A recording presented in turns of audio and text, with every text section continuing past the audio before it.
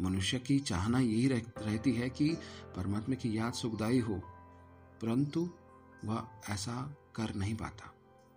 आज के समय में मनुष्यों की याद ईश्वर के साथ किस प्रकार की है? मनुष्य ईश्वर को स्वार्थ से याद करता है, या भय से याद करता है, या याद में शिकायतें करता है, या गलत संबंध के आधार पर याद करता है। ये चारों ही प्रकार की याद अज्ञानता के कारण है। परमात्मा को स्वार्थ से याद करने का तात्पर्य है कि वह बार बार भगवान के साथ एक व्यापारिक संबंध जोड़ता है। कोई भी काम हो जिसमें वह स्वयं को असमर्थ महसूस करता है, तो वह कार्य पूर्ण करने के लिए अपनी स्वार्थ पूर्ति के लिए परमात्मा को याद करता है और विनती करता है कि हे प्रभु, मेरा इतना काम हो जाए तो 2 नारियल चढ़ा देंगे। मतलब यह है कि इस काम का भाव 2 नारियल है। अगर भगवान कर देंगे तो उनको वो 2 नारियल चढ़ा देंगे, और अगर नहीं किया तो सीधी सी बात है कि नहीं चढ़ाएंगे। ओम शांति। जिस प्रकार आज की भौतिक दुनिया में रिचार्जेबल बैटरीज आती हैं, जिन्हें फिर से चार्ज करके उपयोग में लाया जाता है, चार्ज करने के लिए बैटरी को चार्जर में रखकर उसे ऊर्जा के स्रोत के साथ जोड़ना पड़ता है। जब बैटरी को करंट मिलता है तो वो पुनः चार्ज हो जाती है। बैटरी के डिस्चार्ज और रिचार्ज के पीछे विज्ञान का सरल सा तर्क यही होता है कि जब बैटरी के अंदर के केमिकल कंपोनेंट्स पूर्ण रूप से डिसऑर्गेनाइज हो जाते हैं तो कहा जाता है कि यह बैटरी डिस्चार्ज हो गई। लेकिन चार्जर में रखने से वह अपने आप चार्ज नहीं होती। इसके लिए उसको बिजली के स्रोत के साथ जोड़ते हैं तो उसमें विद्युत धारा प्रवाह होती है। वह विद्युत प्रवाह इन स्थूल नेत्रों से दिखाई नहीं देती, हमारे आंखों से नहीं दिखाई देती। जैसे ही विद्युत शक्ति का फ्लो होता है, वैसे ही जब बैटरी के अव्यवस्थित रसायन पुनः व्यवस्थित हो जाते हैं, जो बैटरी चार्ज हो जाती है। तो इसी प्रक्रिया में चार्जर की क्षमता के आधार पर कुछ समय अवश्य लगता है। ठीक इसी प्रकार आज के समय के अंदर हमारी जो आत्मा है, आत्मा की बैटरी भी डिस्चार्ज हो गई है। उसका प्रमाण यह है कि आजकल छोटी छोटी बातों में चिड़चिड़ापन, टेंशन आ जाता है। किसी ने कुछ कहा तो सहन नहीं होता, तो फिर वह गुस्सा आने लगता है और बहुत ज्यादा गुस्सा आने लगता है। व्यक्ति अपने आप पर अंकुश नहीं रख सकता, कंट्रोल नहीं रख सकता। कभी जेलसी आ जाती है, कभी द्वेष, कभी उल्टी सीधी नकारात्मक बातें आती हैं। तभी तो व्यक्ति अपने आप से परेशान सा होने लगता है। वह सोचता है कि पहले तो ऐसा नहीं था, आजकल ऐसा क्यों होता है कि मुझे गुस्सा बहुत जल्दी आ जाता है। आत्मा की इस कमजोरी के परिणाम स्वरूप आत्मा की तीनों शक्तियां, मन, बुद्धि और संस्कार में तालमेल बिगड़ जाता है।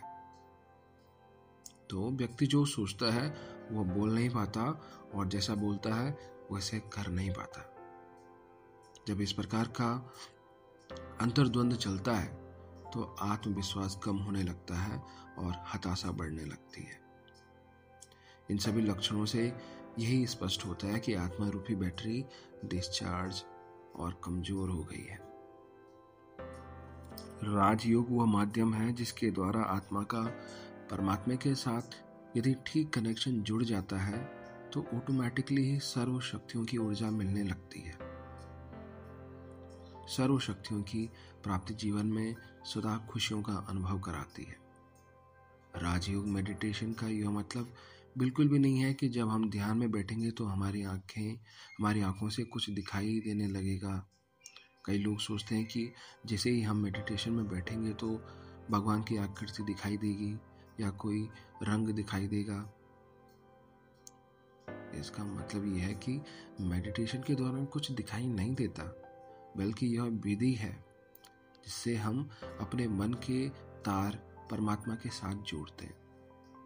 और उससे हम अपनी आत्मा को सर्व शक्तियों और सर्व गुणों से संपन्न कर लेते हैं। वास्तव में आत्मा में शक्ति भरने वाला एकमात्र स्रोत एक परमात्मा ही है। इस बात का प्रमाण यह है कि इससे हमारे स्वभाव में, संस्कारों में, व्यवहारों में एक परिवर्तन की प्रक्रिया आरंभ हो जाती है, जिसे हम स्वयं भी महसूस करते हैं और हमारे आसपास रहने वाले भी महसूस करते हैं। कई लोग बताते भी हैं कि जब से उन्होंने राजयोग मेडिटेशन करना आरंभ किया है, तब से उनमें काफी सकारात्मक परिवर्तन आया है। दूसरे लोग उनके बारे में कहते हैं कि इस व्यक्ति का स्वभाव शांत होता जा रहा है, उसके मन की एकाग्रता बढ़ने लगी है, उनके अंदर एक स्थिरता आने लगी है, अपना काम वो ठीक ढंग से करने लगे हैं। इस तरह हमारे मन, बुद्धि, संस्कार की सूक्ष्म शक्तियां सुव्यवस्थित होने लगती हैं।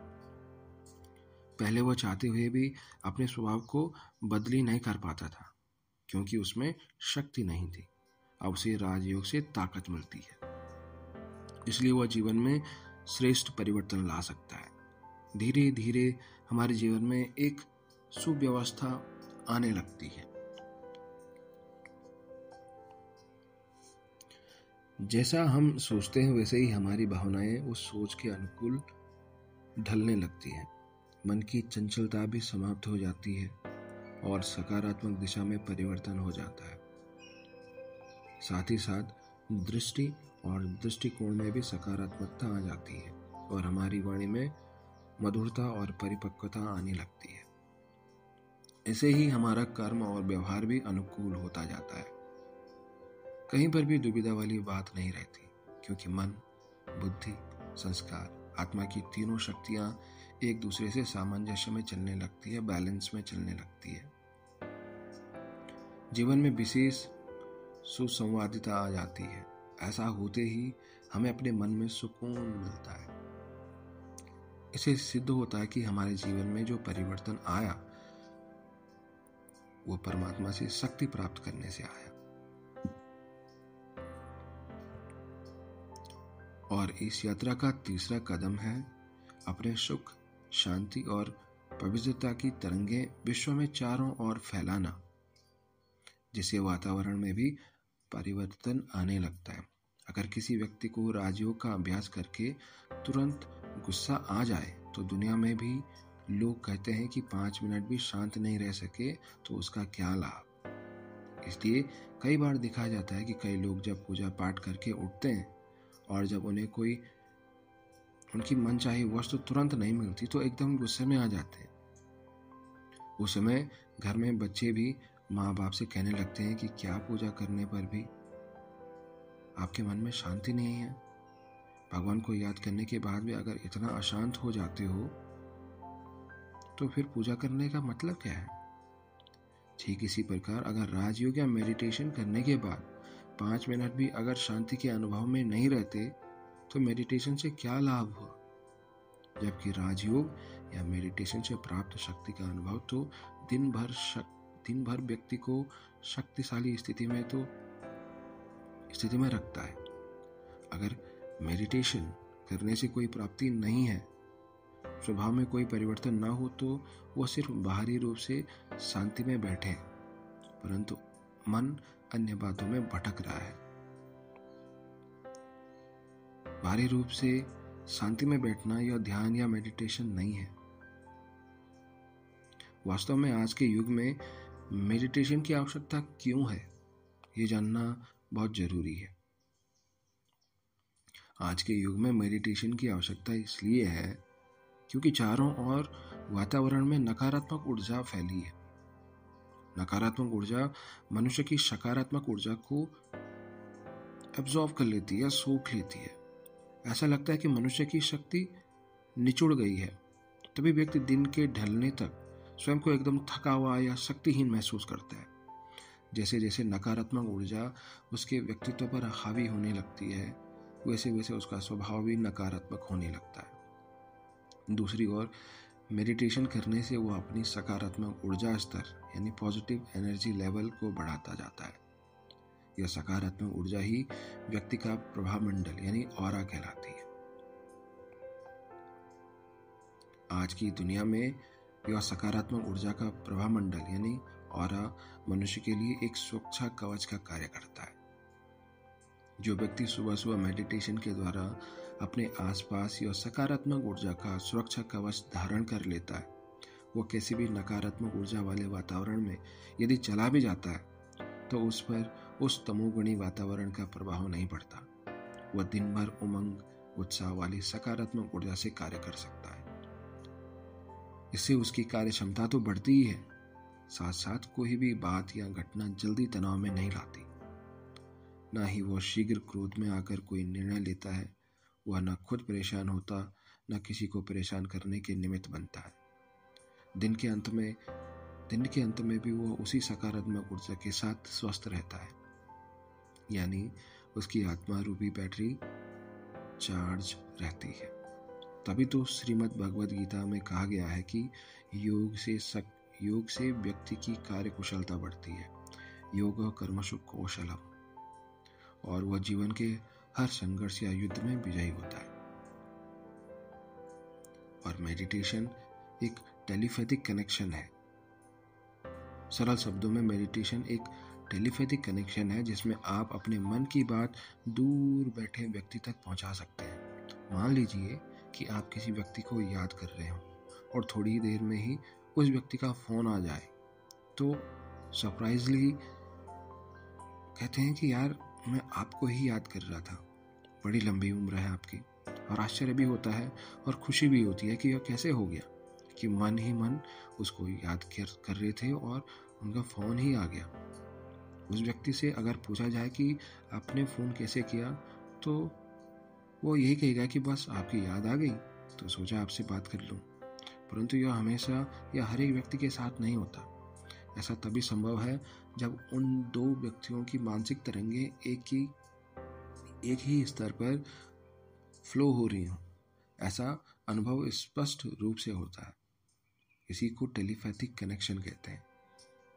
पहले के समय में जब ये मोबाइल नहीं थे, टेलीफोन नहीं थे, टेलीग्राम भी नहीं था, तब लोग इसी टेलीपैथिक कनेक्शन से एक दूसरे से संदेशों का आदान प्रदान करते थे। मनुष्यों के मन के संकल्पों में अथाह क्षमता है।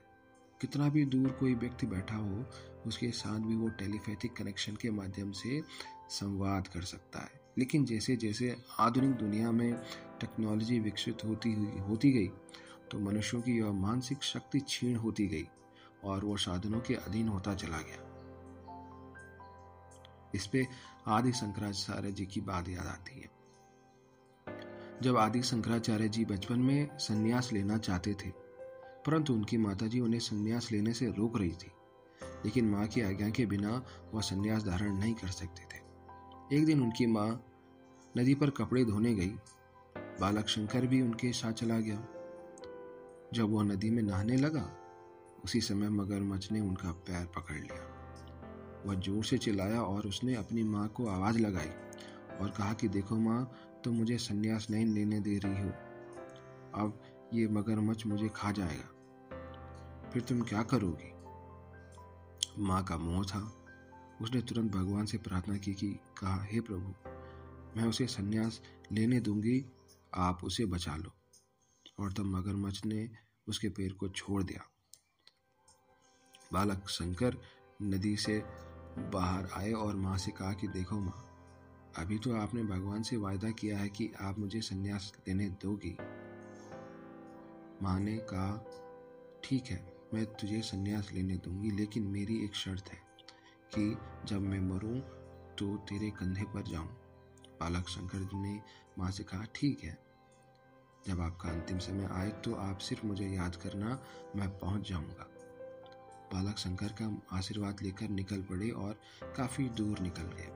समय बीतता गया और काफी सालों के बाद एक दिन जब वो अपनी तपस्या में बैठे थे कि उन्हें माँ की याद आई और महसूस हुआ कि जैसे उनका अंतिम समय आ गया है और वो उनको याद कर रही है।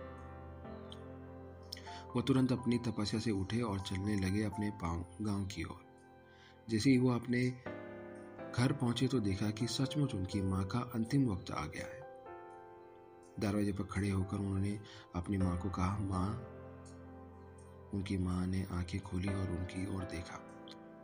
आदि शंकराचार्य जी ने कहा, माँ मैं आ गया हूँ।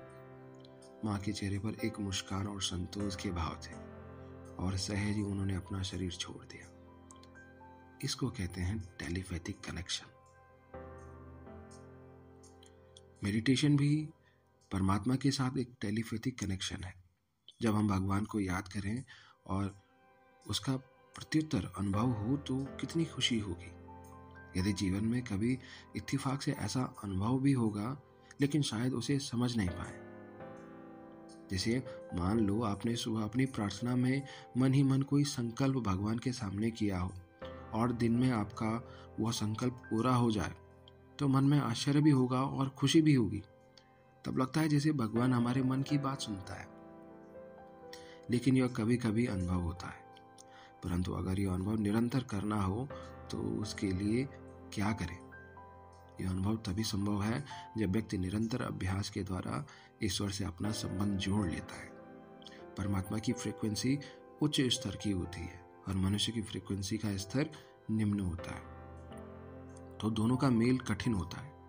इसलिए मनुष्य को ही अपनी फ्रीक्वेंसी का स्तर ऊंचा बढ़ाकर ईश्वर के स्तर तक लाना होगा, जिसके कारण उनके कनेक्शन जुड़ सकता है। उतनी अपनी चेतना को ऊपर उठाने के लिए हमें इस देह भान यानी कि जो बॉडी है, बॉडी कॉन्शियसनेस की याद को बदलकर स्वयं को आत्म भाव में यानी आत्म स्थिति में स्थित करना होगा। आत्म स्वरूप में मन को स्थित करने से हमारे संकल्प परमात्मा की फ्रीक्वेंसी से मिलने लगते हैं और तब हमारा ईश्वर के साथ एक स्वाभाविक संवाद कायम हो जाता है और सहज ही मन के हर भाव का प्रत्युत्तर प्राप्त हो जाता है।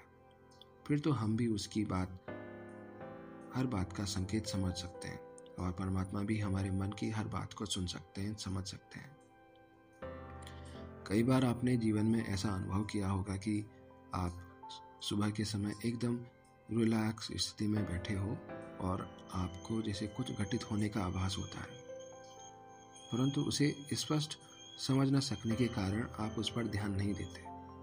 बाद में जब वो घटना प्रत्यक्ष घटित होती है तो आप सोचते हैं कि सुबह सुबह ही मुझे यह आभास हुआ था, जिसका संकेत ईश्वर ने पहले ही दिया था, लेकिन उसको समझ नहीं पाए।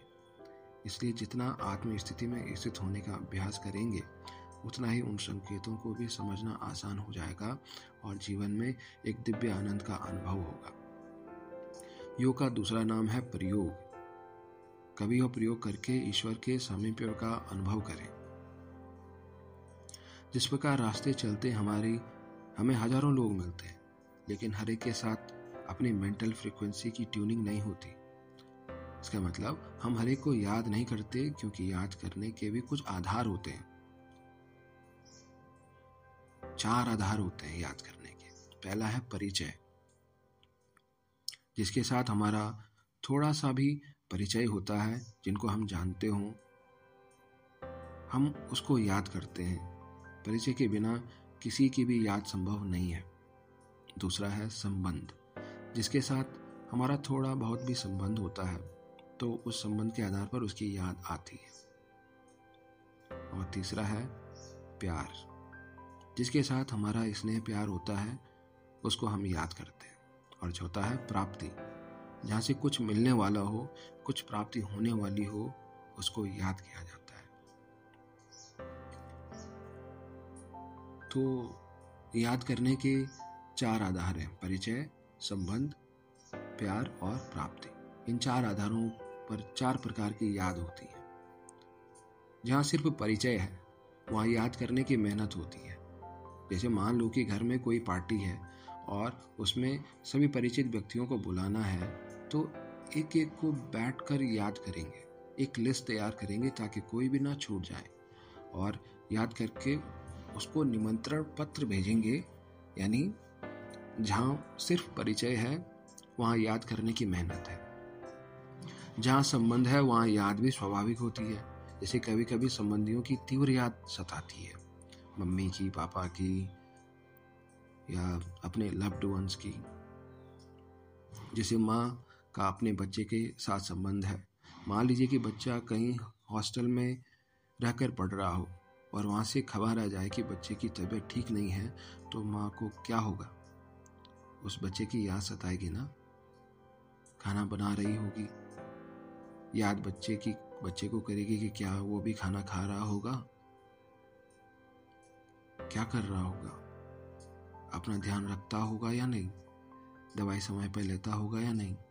कितने विचार चलते हैं। कभी कभी तो बच्चे की याद इतनी सताती है कि रात को नींद भी उड़ जाती है। भले ही दूसरे दिन चाहे बच्चे का फोन आ जाए कि अब वो बिल्कुल ठीक है, फिर भी माँ का दिल यही कहता है कि शायद वो ठीक नहीं है। आखिर जब वो एक बार उसे देख लेती है तब उसका मन शांत हो जाता है। तो मतलब ये है कि जहाँ संबंध है वहाँ याद सताती है, और जहाँ स्नेह प्यार है वहाँ याद सुखदायी होती है। स्नेह और प्यार से भरी याद में व्यक्ति समाये रहना चाहता है। जैसे किसी कन्या या कुमार को यह पता नहीं कि उनका भावी जीवन साथी कौन है, तब तक उनका मन भटकता है। कौन होगा, कैसे होगा, उनके मन में अनेक प्रकार के विचार आते रहेंगे। लेकिन जिस दिन उनका एक दूसरे से परिचय हो जाता है, आपसी संबंध जुड़ जाता है, उसके बाद उनको कहना नहीं पड़ता कि अब तुम अपने भावी जीवन साथी को प्यार से याद करो। सिखाना नहीं पड़ता। जब वे एकांत में बैठे होंगे तो एक दूसरे की यादों में खो जाएंगे। थोड़ी देर बाद अगर कोई आकर पूछता है कि यहाँ से कोई गया, तो वो यही कहेंगे कि माफ़ करना, हमें मालूम नहीं, या कहेंगे मेरा ध्यान कहीं और था। ध्यान किसको कहते हैं? और ध्यान करने लिए आंखें खुली चाहिए या बंद? मनुष्य जब अपने प्रिय व्यक्ति की याद में होता है तो ध्यान लग जाता है, और ईश्वर की याद में बैठो तो मनुष्य कहते हैं कि ध्यान नहीं लगता। एक्चुअल में ईश्वर में ध्यान न लगने का मूल कारण यही है कि शायद ईश्वर के साथ हमारा इतना स्नेह प्यार ही नहीं है, इसलिए मन लगता नहीं है। जैसे जिस मनुष्य के साथ स्नेह है, प्यार है, तो सहज ही उसका चेहरा सामने आ जाता है और मन उनकी यादों में खो जाता है। ईश्वर के साथ हमारा प्यार इसलिए नहीं है क्योंकि हमें ना तो ईश्वर का परिचय है और न ही उसके साथ कोई यथार्थ संबंध। वैसे मंदिरों में जाकर हमने अपनी प्रार्थना में यह जरूर गाया कि तुम माता पिता हम बालक तेरे, या तुमेव माता च पिता तुमेव। परंतु उस संबंध का एहसास न होने के कारण हमें परमात्मा के प्यार का अनुभव नहीं है। इसी कारण प्राप्ति का भी अनुभव नहीं होता। कहने का मतलब ये है कि जहाँ प्यार है, स्नेह है, वहाँ यादों में समा जाते हैं, और ऐसी याद में भी सुख और आनंद का अनुभव होता है। जहाँ प्राप्ति है वहाँ याद भी स्वार्थ के आधार पर होती है। जैसे एक बड़ा व्यापारी हो और उसे पता चले कि बड़े शहर से एक व्यक्ति आएगा जो शहर के नामी ग्रामी होटल में रुकने वाला है और वह कोई बिजनेस डील करने वाला है। उसके साथ अगर व्यापारिक संबंध स्थापित हो जाए और वह सौदा पक्का हो जाए तो उसे बहुत लाभ हो जाएगा।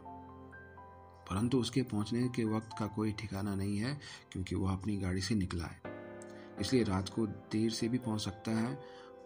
उस व्यापारी को प्राप्ति का पता होने के बाद क्या नींद आएगी? सारी रात भी उसे बैठकर इंतजार करना पड़े तो वो बैठेगा या कहेगा कि जाने दो, मुझे तो बहुत नींद आ रही है। तभी तो कहा जाता है कि जिन सोया तिन खोया, जिन जागा तिन पाया। परंतु जब उस सेठ से व्यापारिक संबंध स्थापित हो जाए और वह मालामाल हो जाए, उसके बाद कभी उस सेठ को याद नहीं करता।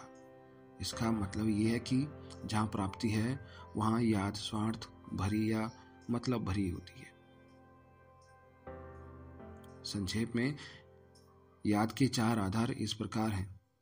जहाँ परिचय है वहाँ याद करने की मेहनत है, जहाँ संबंध है वहाँ याद सताती है, जहाँ स्नेह प्यार है वहाँ याद में समा जाते हैं और यही सुखदायी याद होती है, और जहाँ प्राप्ति है वहाँ याद स्वार्थ भरी या मतलब भरी होती है।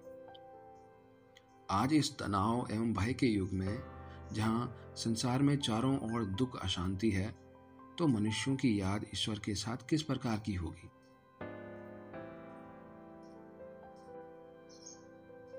मनुष्य की चाहना यही रहती है कि परमात्मा की याद सुखदायी हो, परंतु वह ऐसा कर नहीं पाता। आज के समय में मनुष्यों की याद ईश्वर के साथ किस प्रकार की है? मनुष्य ईश्वर को स्वार्थ से याद करता है, या भय से याद करता है, या याद में शिकायतें करता है, या गलत संबंध के आधार पर याद करता है। ये चारों ही प्रकार की याद अज्ञानता के कारण है। परमात्मा को स्वार्थ से याद करने का तात्पर्य है कि वह बार बार भगवान के साथ एक व्यापारिक संबंध जोड़ता है। कोई भी काम हो जिसमें वह स्वयं को असमर्थ महसूस करता है, तो वह कार्य पूर्ण करने के लिए अपनी स्वार्थ पूर्ति के लिए परमात्मा को याद करता है और विनती करता है कि हे प्रभु, मेरा इतना काम हो जाए तो 2 नारियल चढ़ा देंगे। मतलब यह है कि इस काम का भाव 2 नारियल है। अगर भगवान कर देंगे तो उनको वो 2 नारियल चढ़ा देंगे, और अगर नहीं किया तो सीधी सी बात है कि नहीं चढ़ाएंगे। अगर कोई बड़ा काम हो तो परमात्मा के आगे मिन्नतें करेंगे और मन्नतें मानेंगे कि 101 रुपए का चढ़ावा चढ़ा देंगे या 1001 रुपए का चढ़ावा चढ़ा देंगे। जैसा जैसा काम होगा वैसा वैसा भाव हम लगाएंगे। उसमें भी कभी कभी देखा जाता है कि काम हो जाता है तो भूल जाते हैं कि मैंने ऐसी मन्नत भी मानी थी। फिर जब दोबारा ऐसी परिस्थिति आती है तब याद आता कि अरे, पहले वाली मन्नत भी पूरी करनी बाकी है। जब मनुष्य भगवान को भय से याद करता है तो मनुष्य के मन में हमेशा परमात्मा का डर बना रहता है। जैसे मान लो कोई व्यक्ति भगवान के सामने यह मन्नत मानता है कि वह प्रतिदिन 5 बार माला फेरेगा। वह हर रोज नियमित रूप से माला फेरता भी है, परंतु मान लो किसी दिन ज़्यादा काम की वजह से नहीं फेर सके तो उसके मन में एक भय बना रहेगा कि आज 5 बार माला नहीं फेरी, भगवान नाराज हो जाएंगे और श्राप दे देंगे। सोचने की बात यह है कि भगवान नाराज क्यों होंगे, वह श्राप क्यों देंगे? आज मान लो आपका बेटा हो और आपने उसे कोई काम दिया हो और वह ना कर सके, तो क्या आप उसे नाराज होकर उसे श्राप दे देंगे? इसका मतलब तो यह हुआ कि वह भगवान को प्यार से याद कर माला फेर रहे थे, लेकिन श्राप के भय से माला फेर रहे थे। तभी तो किसी ने सही कहा है, भगवान को याद करो तो प्यार से करो, डर से नहीं। Don't be good fearing children but the good don't be God fearing children but the God loving children. कई लोग भगवान को जब याद करते हैं तो कुछ उनके पास है उसके लिए भगवान का शुक्रिया नहीं करते, यानी जो कुछ भी उनके पास है उसके लिए वो भगवान का शुक्रिया नहीं करते। लेकिन जो चीज़ उनके पास नहीं है और नहीं होती उसकी शिकायतें जरूर करते हैं। जैसे पड़ोसी के भाग्य को देखकर भगवान से शिकायत रहती है कि हे प्रभु, मेरे पड़ोसी का भाग्य तो इतना अच्छा है, मेरा भाग्य ऐसा क्यों नहीं? मेरा भाग्य लिखते समय तुम व्यस्त हो गए थे क्या? ऐसी शिकायतें जरूर रहती हैं। और चौथा है, कई बार लोग अज्ञानता के कारण ईश्वर से गलत संबंध जोड़ लेते हैं। जैसे कह देते हैं, हे प्रभु, मैं तेरे चरणों का दास हूँ, या तेरे चरणों की धूल हूँ, या फिर भगवान को बहुत ऊंच और स्वयं को नीच समझते हैं। अब समझने की बात है कि एक तरफ तो मनुष्य प्रार्थना में यह गाता है कि तुम माता पिता हम बालक तेरे, और दूसरी तरफ स्वयं को दास समझता है। तो आखिर वह क्या है, बालक या दास? क्योंकि दोनों एक साथ तो नहीं हो सकता और ना ही बन सकता है। या तो बालक है या तो फिर दास है। अब दोनों संबंधों में अंतर क्या है? जैसे घर में बालक होता है या दास या नौकर होता है। दास का घर में कोई अधिकार नहीं होता, बल्कि वो मालिक को ऊंच और स्वयं को सेवक ही समझता है। मान लो उसे कुछ पैसे की आवश्यकता हो, वो मालिक के सामने आता है और बड़े संकोच के साथ मालिक से कहता है कि उसे 500 रुपये की आवश्यकता है। तो मालिक उसे तुरंत निकाल के नहीं देता, परंतु पूछेगा कि क्या काम है। जब वो कार्य का उद्देश्य स्पष्ट करता है और मालिक को महसूस होता है कि वह ज़्यादा ही मांग रहा है, तो वह उसे आधा देकर कहेगा कि वैसे तेरा काम इतने में ही हो जाना चाहिए, फिर भी अगर नहीं हुआ तो बताना। लेकिन वहीं अगर बच्चा आता है और उसे 500 रुपये चाहिए, तो वह अधिकार से अपने पिताजी से मांगता है, और अगर पिता के पास 500 रुपये नगद नहीं है और 1000 रुपये का नोट है तो वो ही निकाल के दे देता है। यह अंतर है दास और बालक के अस्तित्व में। अब हमें निर्णय लेना है कि हमें कौन सा संबंध ईश्वर से जोड़ना है। दूसरा, कई बार मनुष्य भगवान के पास जाते हैं तो स्वयं को नीच और भगवान को बहुत ऊंच समझ भजन गाते हैं कि हे प्रभु आप महान हो, श्रेष्ठ हो, आदि आदि, और स्वयं के लिए कहते हैं कि मैं नीच, पापी, खलकामी, गंदा, बंदा, आदि आदि, और सोचता है कि ऐसा कहने से प्रभु मेरे गुनाहों को क्षमा कर देंगे। लेकिन सोचने की बात यह है कि मान लो आपका बच्चा रोज आपके सामने आकर कहे कि हे पिताजी आप तो बहुत बुद्धिशाली हो, होशियार हो, और मैं आपका बच्चा मूर्ख हूं, निकम्मा हूं, मुझ में कोई योग्यता नहीं, तो क्या आप यह बातें अपने बच्चे के मुख से सुनकर खुश होंगे? आप यही समझेंगे कि यह क्या बोल रहा है।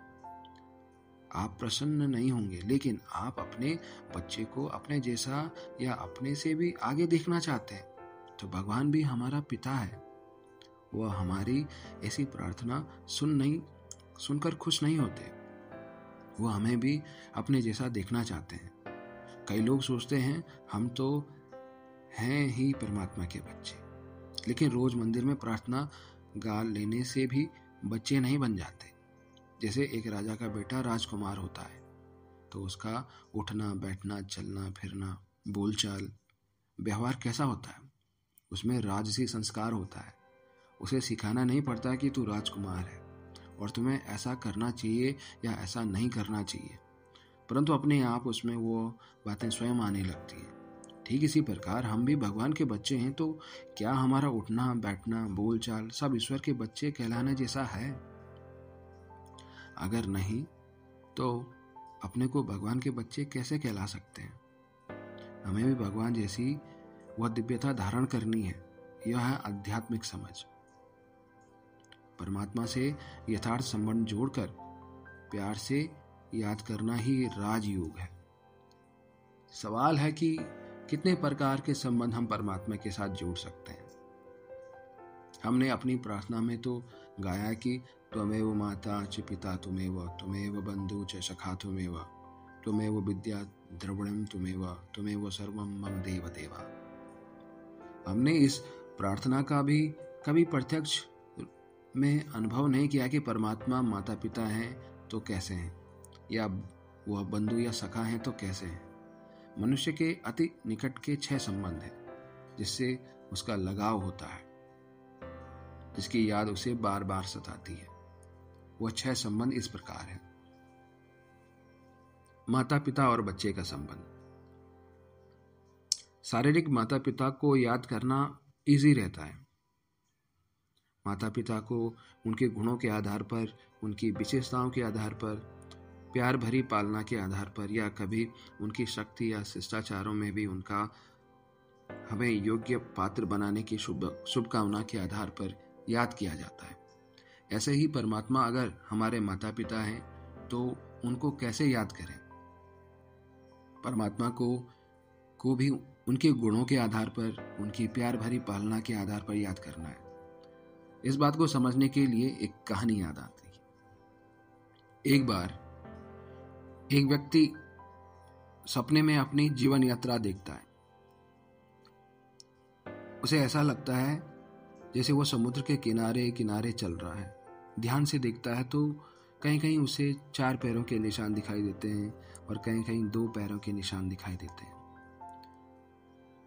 जब वह और ध्यान से देखता है तो महसूस करता है कि जब जब उसके जीवन में सुख भरे दिन थे, उत्साह भरे दिन थे, तब 4 पैरों के निशान दिखाई दिए, और जब उसके जीवन के दर्द भरे दिन थे, कठिनाइयों भरे दिन थे, तब उसको सिर्फ दो पैर के ही निशान दिखाई दिए।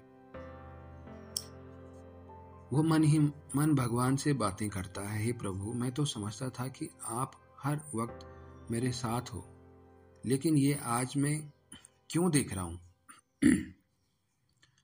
जब मेरे जीवन के सुख भरे दिन थे, उत्साह भरे दिन थे, तब तो आप मेरे साथ साथ चलते रहे। यह दो आपके पैरों के निशान और मेरे दो पैरों के निशान। लेकिन जब मेरे जीवन के दुख भरे दिन थे, कष्टों भरे दिन थे, तब मुझे आपकी सबसे ज़्यादा ज़रूरत थी, आवश्यकता थी, तब तो आप मुझे छोड़कर कहाँ चले गए थे? यह दो ही निशान क्यों दिखाई दे रहे हैं? तो ईश्वर मुस्कुराते हैं और उसको कहते हैं, नहीं बेटा, तब भी मैं तेरे साथ ही था। तेरे खुशी भरे दिनों में, उत्साह भरे दिनों में मैं तेरी उंगली पकड़ कर चल रहा था। इसलिए जो 4 पैरों के निशान दिखाई दिए, उसमें 2 मेरे हैं और 2 तेरे हैं। लेकिन तेरे कष्टों भरे दिनों में, तेरे दर्द भरे दिनों में, तेरा दर्द मुझसे भी सहा नहीं गया। इसलिए मैंने तुम्हें अपनी बाहों में उठा लिया। तुझे चलने का और कष्ट नहीं देना चाहता था। ये 2 पैरों के निशान जो दिखाई दे रहे हैं ना, वो तेरे नहीं हैं, मेरे हैं। तो यह है ईश्वर का प्यार। अगर हम अपनी जीवन यात्रा में भी मुड़कर देखें कि जब भी हमारे जीवन में कोई कठिनाई आई, कोई दुख दर्द आया, उस वक्त उस दुख को पार करने की जो शक्ति मिली, वो कहाँ से मिली? दुनिया के लोग, मित्र संबंधी जब मिलने आते हैं तो सहानुभूति के 2 बोल सुनाकर चले जाते हैं, लेकिन इतने बड़े दर्द की घटना को पार करने की जो शक्ति अदृश्य रूप में प्राप्त हुई, वह कहाँ से प्राप्त हुई? यही तो ईश्वर का प्यार है। सिर्फ उसको महसूस करना पड़ता है। ऐसा होता है माता पिता और बच्चे का संबंध। कभी परमात्मा प्यार को भी महसूस करके तो देखो। दूसरा संबंध होता है परमात्मा के साथ शिक्षक विद्यार्थी का संबंध। एक बच्चा जब स्कूल जाता है तो वहाँ उसका अपने शिक्षक के साथ संबंध स्थापित हो जाता है। घर आएगा तो अपने माता पिता के सामने शिक्षक की ही बातें करेगा। माँ बाप को शिक्षक में कोई विशेष रुचि नहीं होती, परंतु शिक्षक के साथ बच्चे का एक बहुत गहरा संबंध होता है। हमें समझना होगा कि अगर बच्चे का अपने शिक्षक से प्यार होगा, तभी तो पढ़ाई से भी प्यार होगा ना। एक योग्य शिक्षक का हर कर्म रूपी बीज फलदायक होगा, निष्फल कभी नहीं होगा। इस पर एक सत्य घटना याद आती है। एक बार एक बच्चा 7वीं क्लास तक अपनी कक्षा में पहले नंबर पर रहा करता था। पहला नंबर आने वाले बच्चे के साथ टीचर का प्यार का संबंध अपने आप ही हो जाता है। उस टीचर को वो बच्चा बहुत अच्छा लगता था। उसको लगता था कि यह होनहार है, इसलिए पढ़कर कुछ बड़ा बनकर दिखाएगा। 8वीं क्लास में उस टीचर ने बच्चे को देखा ही नहीं। कुछ दिन तक जब वो स्कूल नहीं आया, तब शिक्षक ने उसके दोस्तों से पता किया तो उसके दोस्तों ने बताया कि उसके पिताजी ने कहा है कि उनके पास फीस भरने के लिए पैसा नहीं है, इसलिए उसने उसे अपने साथ घर के काम में लगा दिया है और कहा, जो मैं करता हूँ वही करो। 7वीं तक पढ़ लिया, बहुत हो गया। उस शिक्षक को बड़ा दर्द हुआ कि इतना अच्छा बच्चा पढ़कर जीवन में जरूर कुछ बनता, उसे खेती में क्यों लगा दिया। उस दिन शाम वह शिक्षक उसके पिता से मिलने गया कि वह इस बच्चे का भविष्य खत्म न करें, ये बहुत ही होनहार है। उसके पिता ने कहा कि देखो भाई, पढ़ाना कौन नहीं चाहता, लेकिन फीस भरने का भी तो पैसा नहीं होना चाहिए ना। मेरे पास उसकी फीस भरने का पैसा नहीं है। तो उस शिक्षक ने कहा, उसकी फीस मैं भरूंगा, आप उसको स्कूल भेजो। उस साल 8वीं की फीस शिक्षक ने भर दी। इतना प्यार था उनको उस बच्चे से। बाद में उसने उसको छात्रवृत्ति स्कॉलरशिप दिलाकर पढ़ने के लिए विदेश भेज दिया। वह बच्चा जब वैज्ञानिक बनकर वापस भारत लौटा तो उसके मित्र उसको लेने गए थे। जब गाड़ी गांव पहुंची तो गाड़ी से उतरकर उसने अपने दोस्तों से कहा कि तुम सामान घर में ले जाओ, मैं अभी आता हूँ। वह वहाँ से सीधा अपने उसी शिक्षक के घर गया। उसने देखा वह बहुत बुजुर्ग हो चुके थे, आंखों से दिखाई भी नहीं दे रहा था, सेवानिवृत्त जीवन जी रहे थे। उनके पास जाकर के उनके पैरों को स्पर्श किया तो उस टीचर ने पूछा, कौन हो? तो लड़के ने कहा, मैं आपका विद्यार्थी हूँ और वैज्ञानिक बनकर आया हूँ और इसके पहले ही कोई काम शुरू करूँ उसके लिए आपका आशीर्वाद चाहता हूँ। उस शिक्षक को इतनी खुशी हुई उस वक्त की उसकी आंखों से आंसू बहने लगे कि आज सचमुच कुछ बन गया है, नहीं तो वहीं खेती कर रहा होता। उसको गले लगा लिया, खूब प्यार किया उसको। उसके बाद शिष्य अपने घर में गया। उसके दोस्तों ने कहा, अरे कहाँ चला गया था? अपने शिक्षक से तो सुबह भी मिल सकते थे। तब उस लड़के ने कहा कि आज मैं जो कुछ भी बना हूँ उनकी वजह से बना हूँ, इसलिए उनका बहुत बड़ा उपकार है। यह है शिक्षक और छात्र का प्रेम युक्त संबंध। परमात्मा भी हमारा परम शिक्षक है और जीवन में कई परिस्थितियां हमें पाठ पढ़ाकर अनुभवी बनाता है और परमात्मा ही हमें परिपक्व बनाने के लिए कई उलझी हुई समस्याओं के रूप में परीक्षा लेते हैं। इस तरह एक एक का जीवन संवारते हैं। दुनिया में शिक्षक कुछ विद्यार्थियों का जीवन बना सकता है, लेकिन वह परम शिक्षक परमात्मा ऐसा शिक्षक है जिसने कितने ही लोगों का जीवन बना दिया। तो कमाल किसका है? परम शिक्षक परमात्मा की है। इसलिए उस परम शिक्षक की हर शिक्षा और उसकी हर बात से हमारा इतना प्यार हो जाता है। अब क्या ऐसे परम शिक्षक की याद ना आए? ऐसा हो सकता है जिसने इतना सुंदर जीवन बनाया हो। और तीसरी बात है परम सद्गुरु और शिष्य का संबंध। दुनिया में अनेक गुरु हैं, लेकिन परमात्मा सर्व का परम सद्गुरु है। उसकी तुलना किसी से नहीं की जा सकती। जब कोई शिष्य गुरु के सामने जाता है या सेवा करता है तो उसके मन में यही भावना होती है कि मैं स्वयं को गुरु के आशीर्वाद का पात्र बनाऊं। इसी प्रकार परमात्मा भी हमारे परम सद्गुरु हैं, तो हम उनके आशीर्वाद के पात्र कैसे बने? एक बार की बात है,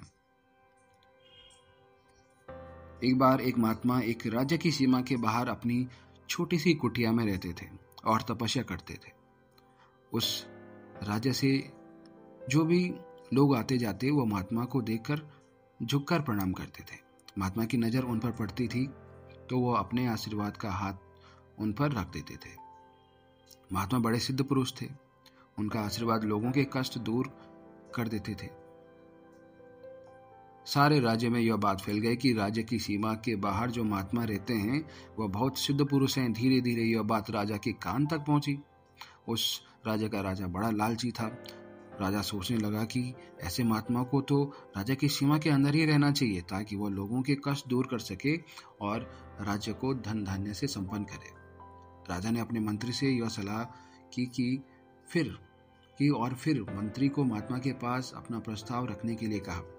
मंत्री राज दरबार के कुछ लोगों को लेकर गए और महात्मा से बड़ी विनम्रता के साथ अपने राजा की बात सुनाई और कहा कि महात्मा जी, आप राज्य में आकर रहिए और उसके लिए आपको जो भूमि चाहिए वो उपलब्ध करा दी जाएगी। आश्रम बनाने के लिए जितना सोना या मोहरें चाहिए वो भी दे दी जाएंगी। महात्मा अपनी कुटिया में गए और एक कमंडल लेकर बाहर आए और मंत्री से कहा, चलो राजा के पास। मंत्री जी को बड़ा आश्चर्य लगा कि महात्मा इतना जल्दी तैयार हो गए। मंत्री जी ने राजा को संदेश भिजवा दिया और वो राजमहल पहुंचे तो राजा ने बड़े सम्मान पूर्वक उनका स्वागत किया।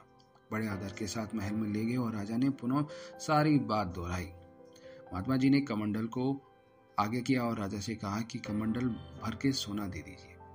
राजा ने जैसे ही कमंडल उठाया तो देखा कमंडल बहुत गंदा है और उससे तो बदबू आ रही है। राजा ने अपने दास को बुलाकर वो कमंडल स्वच्छ करने को कहा। उस दास ने उसे बहुत अच्छी तरह साफ करके राजा के हाथ में दिया। राजा ने उसमें सोना और मोहरें भर दी और महात्मा जी के हाथ में देकर वृद्ध होकर नमन करने लगा, ये सोचकर कि अभी महात्मा जी उन्हें भी कोई आशीर्वाद देंगे। लेकिन महात्मा जी मौन हो गए और कुछ भी न कहा। राजा ने निवेदन किया, महात्मा जी कोई आशीर्वाद दे दीजिए। फिर भी महात्मा जी मौन रहे। राजा ने फिर निवेदन किया कि महात्मा जी कोई वरदान देकर हमें अनुग्रहित कीजिए। तब महात्मा जी ने कहा, पहले पात्र साफ करो। राजा ने कहा कि मैं समझा नहीं कि आप कहना क्या चाहते हैं। महात्मा जी ने कहा कि जैसे आपको कीमती सोना और मोहरें इस कमंडल में डालनी थी और कमंडल साफ नहीं था तो आपने पहले पात्र को साफ कराया, ठीक इसी प्रकार आशीर्वाद बहुत अमूल्य होता है। उसे रखने के लिए मन रूपी पात्र भी साफ होना चाहिए। मतलब यह है कि परम सद्गुरु परमात्मा के वरदानों को प्राप्त करने के लिए हमें भी अपना मन साफ रखना होगा और तब हमारा जीवन धन्य हो जाएगा। इस तरह हम परम पिता, माता पिता, परम शिक्षक और परम सद्गुरु के साथ अपना संबंध जोड़ सकते हैं। यह 3 संबंध ऐसे हैं जिनसे हम लेते अधिक हैं, इसलिए हम इन संबंधों का ऋण भी चुका नहीं सकते। और ईश्वर के साथ दोस्त का संबंध। परमात्मा ने हम दोस्ती का संबंध भी जोड़ सकते हैं परमात्मा से। दुनिया में खुदा दोस्त की बहुत कहानियां हैं। खुदा दोस्त, कभी खुदा को अपना दोस्त बनाकर के तो देखो कैसा दोस्त है। संसार में जो शिरोमणि भक्त आत्माएं हुई हैं, उन्होंने भी ईश्वर से कोई ना कोई संबंध जोड़ा, तब उसके प्यार को वो अनुभव कर पाए। जैसे सुदामा ने भी दोस्ती का संबंध जोड़ा था तो चावल मुट्ठी के फल स्वरूप महल पा लिया। इसी तरह नरसिंह मेहता ने भी दोस्ती का संबंध जोड़ा तो उसका सारा कार्य सफल हो गया। भगवान से जो भी संबंध जोड़कर उसे याद करें तो परमात्मा भी उस संबंध में बंध जाता है। हम चाहे निभाने में चूक कर सकते हैं, लेकिन वह वफादारी से संबंध निभाता है। दोस्ती का संबंध भी बड़ा प्यारा संबंध है, परंतु हर किसी को दोस्त नहीं बनाया जाता। दोस्ती का भी कुछ आधार है। दोस्ती का आधार है समानता। जहाँ कोई ना कोई समानता होती है वह दोस्ती होती है। चाहे विचारों की समानता हो या उम्र की समानता हो या एक जैसी पसंद की समानता हो। इसी तरह क्या ईश्वर के साथ हमारी भी कोई समानता हो सकती है? जरूर हो सकती है। सबसे पहली समानता है स्वरूप की समानता। स्वरूप, परमात्मा प्रकाश पुंज है, मैं आत्मा भी प्रकाश पुंज हूँ, दोनों का एक जैसा स्वरूप है। दूसरी समानता है गुणों की समानता। आत्मा सतोगुणी स्वरूप है और परमात्मा सर्वगुणों का सागर है। तो गुणों की समानता यानी स्वभाव की समानता है। दोनों की नेचर, प्रकृति एक जैसी है। तीसरी समानता है धाम की समानता। मानो कोई विदेश में चला जाए और वहाँ कोई अपने गांव का व्यक्ति मिल जाए तो वहाँ भी दोस्ती हो जाती है, अपने गांव से, है ना। तो परमात्मा के साथ हम एक ही धाम के हैं। परमात्मा भी परम धाम का निवासी है और हम आत्माएं भी परम धाम के निवासी हैं। जब यह 3 समानताएं हैं फिर दोस्ती हो सकती है, हो ही सकती है। दोस्त को कैसे याद करना होता है? मन में कोई भी बात हो सकता है माता पिता से छुपा लें, लेकिन दोस्त को मन की हर बात सुना देते हैं। परमात्मा से भी दोस्ती का संबंध जोड़कर तो देखो कितना सुखद अनुभव होता है। जैसे हर बात में हमारे पास एक ऐसा सहारा है जिस पर हम भरोसा कर सकते हैं, जो कभी धोखा नहीं देंगे। इस दुनिया के दोस्त तो मतलबी होते हैं और समय आने पर दिखाई भी नहीं पड़ते, परंतु भगवान निस्वार्थ भाव से सदा साथ निभाते हैं। तो हमें भी मतलब से उसे दोस्ती नहीं जोड़नी है, लेकिन वफादारी से दोस्ती का अनुभव करें। दोस्ती के संबंध अच्छे रहते हैं। एक कहानी है। एक बार एक बंदे की दोस्ती खुदा से हो गई। दोनों बहुत प्यार भरी बातें करते थे। एक दिन बंदे के मन में एक विचार आया और उसने खुदा से कहा कि हे खुदा, आप तो जन्नत के मालिक हो, कभी मुझे भी अपनी जन्नत के सुख का अनुभव कराओ। खुदा ने पूछा कि आखिर तुम्हारा भाव क्या है।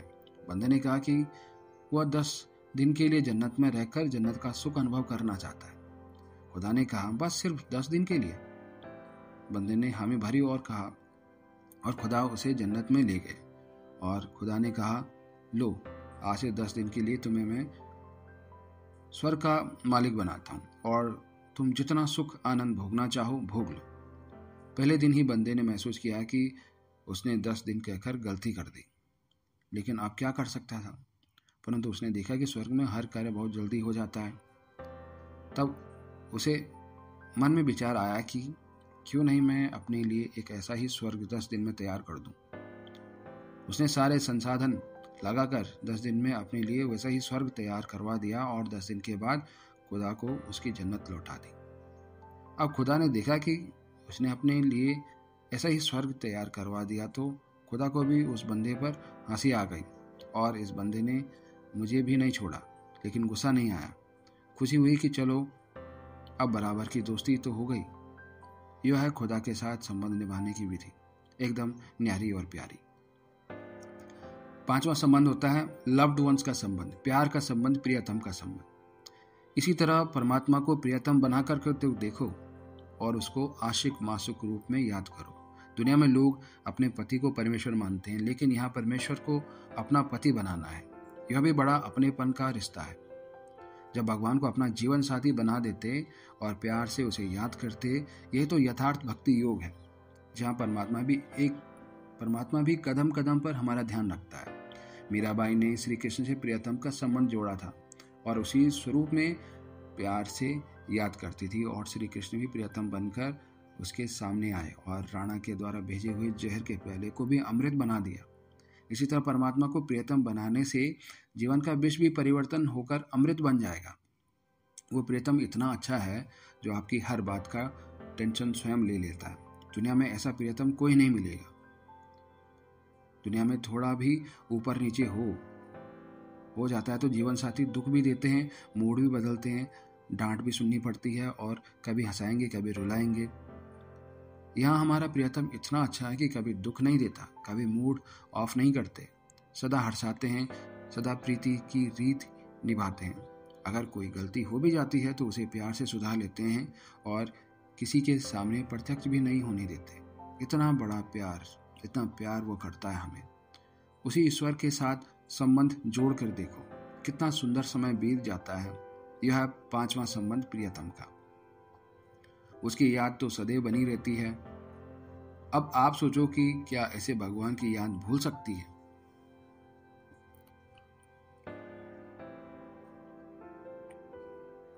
छठवां है भगवान को अपना बच्चा मानना। भगवान को कभी अपना बच्चा बना करके देखो। वह बच्चे का सुख भी आपको अनुभव कराता है। वह कोई जायदाद या हिस्सा नहीं मांगता, कोई टेंशन नहीं देता और ही आपकी सेवा करके सुख का अनुभव कराएगा। जैसे शास्त्रों में दिखाया गया है कि सती अनुसुईया ने भगवान को बच्चे के रूप में देखा तो वह भी बच्चा बन करके आ गया। इस संबंध में तो कभी भगवान को अपना बेटा बना करके देखो, वह कितना सुख देता है और वह बिना किसी अपेक्षा के हर प्रकार से आपकी सेवा भी करेगा। यह सुख भी बड़ा न्यारा और प्यारा